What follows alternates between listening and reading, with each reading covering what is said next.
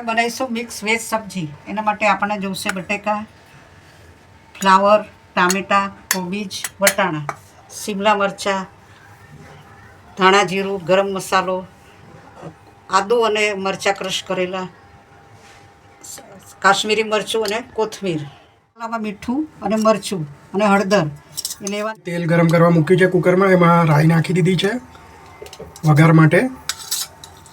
હવે આપણે એમાં લાલ મરચું નાખવાનું છે વઘાર માટે. હિંગ નાખી છે. આદું અને મરચાં ક્રશ કરેલા. પછી નાખીશું આપણે ટામેટાં, બટેકા, ફ્લાવર,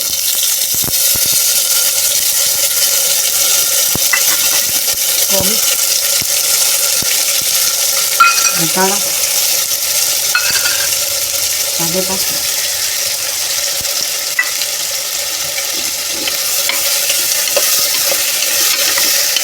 બધી બરાબર હલાવી દેવાની છે. આવી રીતે વઘાર કરી દેવાનો છે. આવી રીતે શાક, મીઠું,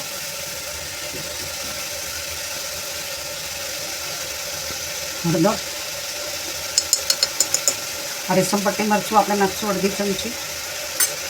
1 ચમચી આપણે કાશ્મીરી લાલ મરચું નાખીશું. શિમલા મરચાં આપણે પછીથી નાખવાના છે. ધાણા જીરું નાખી દઈશું. ગરમ મસાલો કાળ શાકનો.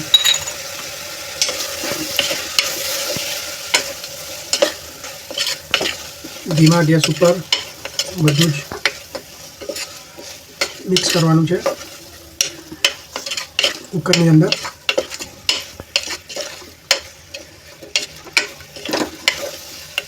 જરૂર પ્રમાણે પાણી નાખીશું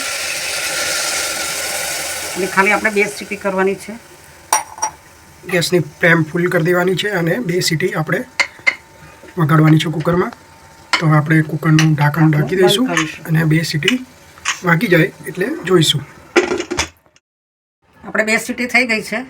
હવે આપણે કુકર ખોલીશું. હવે આપણે કોઈ બી શાક કુકરમાં બનાવ્યું હોય તો કુકરમાં વઘાર્યા પછી થોડીક વાર આપણે હલાવવાનું અને રાખવાનું. તરત ઢાંકણું બંધ નહીં કરી દેવાનું. અને કુકર ખોલ્યા પછી પણ આપણે થોડી વાર ગેસ ચાલુ કરીને એને રાખી મૂકવાનું. તો એનો ટેસ્ટ આપણે સીધું શાક બનાવ્યું હોય એવો આવે. તો હવે આપણે થોડીક વાર ગેસ ઉપર એને રાખીશું. આપણે એમાં શિમલા મરચાં ઝીણા સમારેલા છે નાખીશું.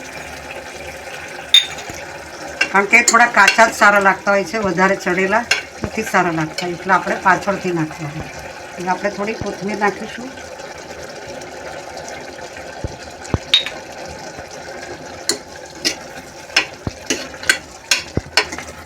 અને આપણે શાકને હલાવીશું. આ રીતે ગેસ ચાલુ કરીને થોડીક વાર આપણે હલાવવાનું શાકને, એટલે બધો ટેસ્ટ આવી જાય સરખો.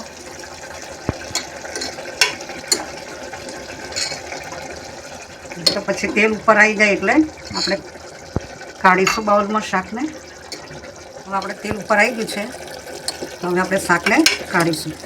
હવે શાક થઈ ગયું છે એવું સમજવાનું. સરસ મિક્સ વેજ સબ્જી તૈયાર છે.